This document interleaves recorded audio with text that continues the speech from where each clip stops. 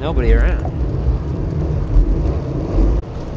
Oh, the weather outside is frightful, but on my bike it's so delightful. Since I got places to go. Please don't snow. Please don't snow. Please don't snow. BikeBlogger here. On my way to work. It's April and there's snow on the ground. Oh well. Topic of the day.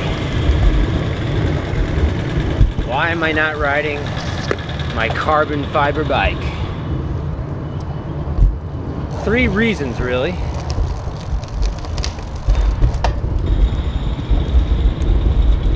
Number 1, it's my new bike. My newer bike. Well, not really. I've had it for 1.5 years. I don't appreciate it. I haven't been riding it enough. I've only ridden it half a dozen times. But it's my newer bike. I don't want to mess it up. I think everybody kind of feels that way. Some people have a summer bike and a winter bike.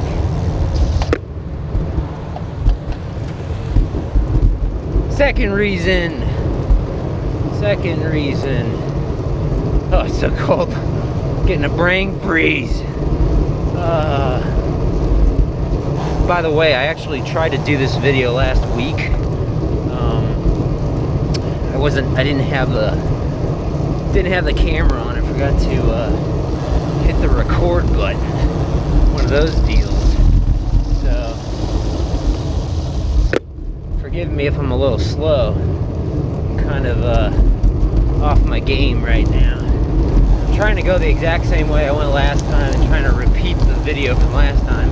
Except there was no video because I forgot to hit the record button. Oh man. Okay. Second reason why I'm not riding my carbon fiber bike. Hey, you know, there's some salt on the streets, and it's true that a carbon fiber frame will not rust. It's fine in the salt and in the rain, pretty much. But that doesn't mean the components and all the little bolts and everything on it won't rust. There's nobody around. We go this way today.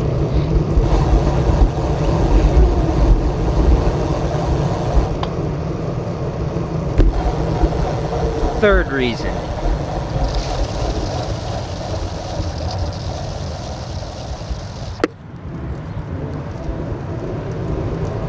Third reason is I'm more likely to fall down because it's like, you know, all wet or icy outside. And a carbon fiber bike is weaker if you hit it. If you hit it at the right angle, it can crack easily.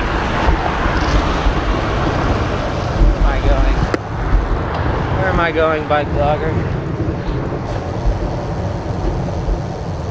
I wanted to make a left back there, but let's just turn around. Like I said, I'm sort of off my game here today. The weather's playing tricks on me. As you can tell, I got my really beefy gloves on right now. All right, let's see here. And here we go. There we go. I want to go this way today. Slightly different way to work today. So that's why I did not ride my I haven't been riding my carbon fiber bike. I don't want to mess it up. But I promise this coming winter, that is next winter, because, you know, this winter should be over by now. I will be riding my bike, my carbon fiber bike then, because it won't be as new. It'll be going on 3 years old by then, you know. It's getting kind of ridiculous. I also do just love this bike. Maybe I just, up the hill. Maybe I just over-appreciate this bike and I under-appreciate my other bike. Thing is, this bike is made out of steel and it's a single speed. It's like completely opposite of my other bike, which is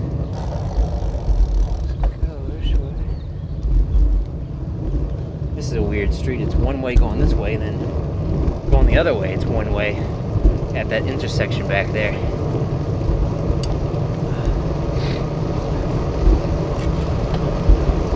Sure, I'm seeing a lot of people getting ice off their windshields. Probably an indicator that I shouldn't be going so fast. I gotta be careful, gotta watch out for that black ice. Alright. Down the hill again. Back downhill again. Woo! So yeah. Do you have a fancy bicycle that you worry you don't appreciate it enough? You worry you worry you don't ride it enough? You're always worried about messing it up? Well, maybe, like me, maybe that's an indicator you shouldn't have even bought the bike. You're gonna be so concerned about messing it up. Or you bought it thinking you were gonna do something with it, but you didn't end up doing it. Buyer's remorse. Up the hill. I don't really have buyer's remorse. I just know I have accidents, like fall off my bike at least once a year. So maybe a carbon fiber bike just isn't for me. I'll probably be singing a different tune once I actually start using it. Alright, we'll go this way. Up. Oh man. Oh man. That's too steep. That's too steep. This is why I need my carbon fiber bike. I need my multi-speed bike. Not my single speed. Oh my. Also was just worried about all this ice. Don't need to be slipping and falling on my way to work today. Up some sort of steep incline. I'm making up excuses. Okay. There we go. Whew. I must say, this little neighborhood back around here, it's got a lot of short, steep climbs. Good climbing area.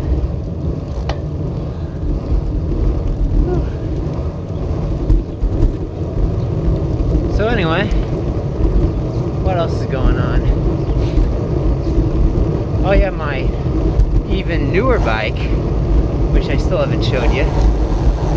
I'll tell you a little more about it. It can accept wider tires, bigger tires, and it uses cantilever, direct pull, V brake, whatever you want to call it, style brakes, rim brakes. I actually specifically wanted a bike that had that could take bigger tires but was not disc brakes. Oh geez, just remember from years past, I had my Diamondback Honda Comp CX bike, and or adventure bike or gravel bike, as it's called. It's kind of a little ahead of the curve there. Guys, turn around.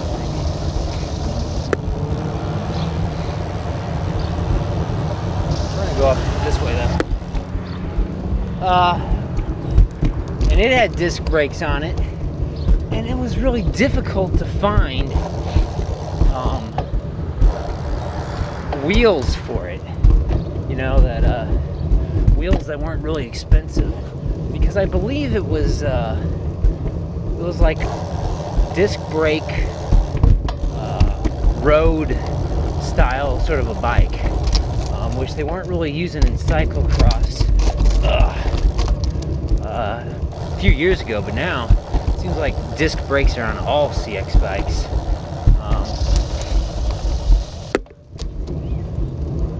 Because I'm riding on the sidewalk here, it's really bumpy. Because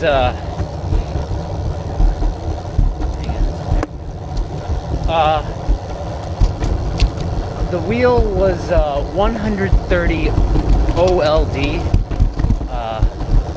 outside locknut dimension or something, I can't remember. It was the axle width, basically. And okay, let's just go the wrong way down the street. And yeah, it's hard to find some wheels, some replacement wheels for that, because it was a weird sort of a dimension. Can we get out over here? Ugh. I don't think so. Let's see the back of people's houses over there. I think that's actually a... Turn around. I think it's actually an alleyway back there. So yeah, because a lot of the wheels that had disc brakes were 135mm wide axles, and my wheel I think was 130. I'd have to look at the specs. I can't really remember. Well, one way or another, it was just a weird sort of an item that's now pretty common to find 130 wide axles on. Boy, am I boring you? Basically, I had a weird wheel that's now pretty common. And now I was looking for a bike that could take big tires, that wasn't a mountain bike. It's kind of like a CX bike, a cyclocross bike, that did not have disc brakes. I wanted no disc brakes, I wanted rim brakes. I don't want to get into why I was looking for that so much right now, but it's just the weird things, you know? It's like, I always seem to want what everyone else doesn't want. Or at least what people are marketing at the time. Yeah, like just a year or two ago, I got a, just making a left here. I got a carbon fiber bike, and I don't know, I mean, I guess carbon fiber bikes are still big, but I don't know if there's as much hype about them anymore as there used to be. Oh well. That's why my other new bike I have not ridden. And by the way, I'm still building it up. It's becoming a multi-week process. I thought I was just gonna bolt it all together and tighten it all up and go, but well, you know me, I like to tinker. Before I even really rode it, I was already swapping parts on it.